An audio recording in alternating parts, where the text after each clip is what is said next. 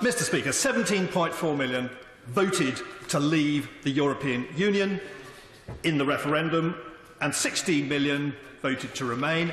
Polls show very clearly that a large percentage of the 16 million now want us to get on with it.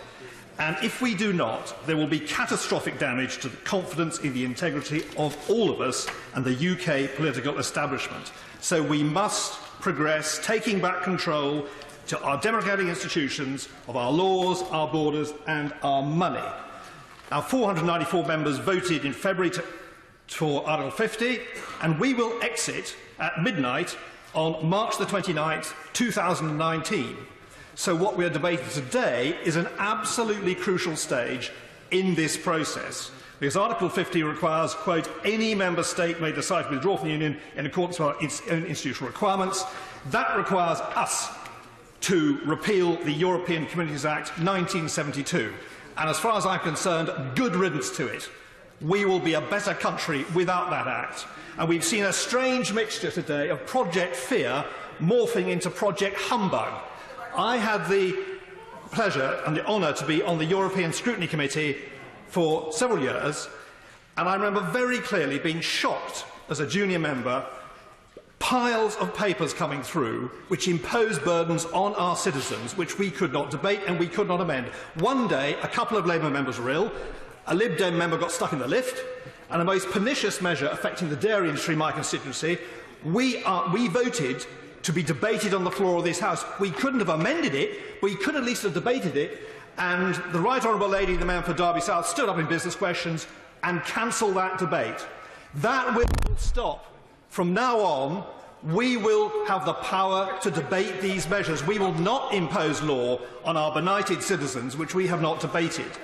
And all this talk about Project Fear, I remember very clearly as a founder member of Vote Leave, one of the first 3 MPs, that when early on there was discussion about change to employment rights, and I had discussions with a member for Vauxhall, who's in her place, discussion with a member for Bassett Law, and I remember reassuring them at absolutely no stage did any member on the Tory side consider changing employment rights. I cannot remember any discussion, both privately or publicly, that this was raised. This is pure Project Fear.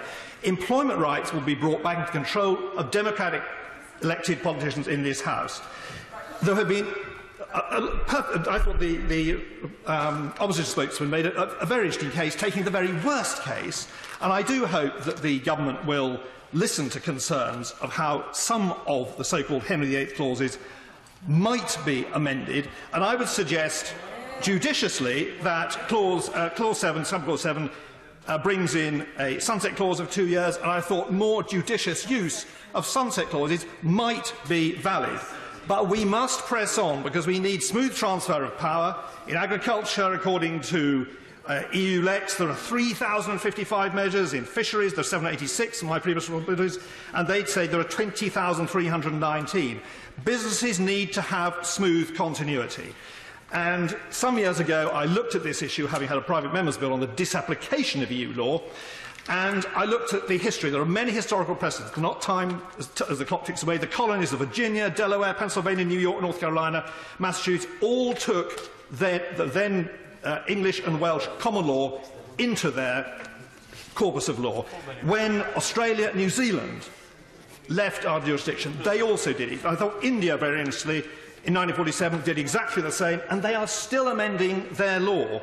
Only recently, in 2016, they passed an act amending 90 Raj-era acts, including the Elephants Preservation Act 1879. So what we are doing is setting up a continuous process, and it is wholly ludicrous, the Labour position. 162 Labour members voted for Article 50. Their manifesto said Labour accepts the referendum result. They had in their in the manifesto that they wanted to leave the internal market and they want to leave the customs union. So the leader, who has to be the most contumacious leader of any party in history. I'll give away briefly. On the, not on the Elephants Preservation Act 1879, but does he not agree that actually the most complex area here will be within DEFRA's remit, because so much of that was already run by the European Union. And so it's really important to get that bound and changed. Many of those laws will need to be changed and added to, and that's why some of these powers are necessary. Well, my right friend's spot on. That's why the government very sensibly is going to bring forward primary legislation in this House on agriculture, fisheries and the environment. But I would ask the Labour Party to look at their position. It is ludicrous.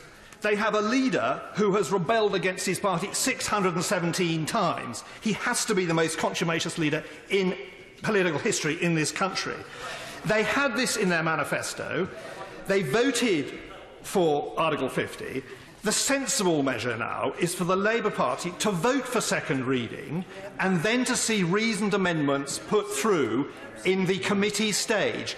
Many of us would agree this bill can be improved, but the public will not forgive them if they are seen to be monkeying around with the political process, making cheap political gains, when 17.4 million people voted to leave, to take back control of our laws, our money and our borders. So I will be voting for second reading on Monday, Mr. Speaker.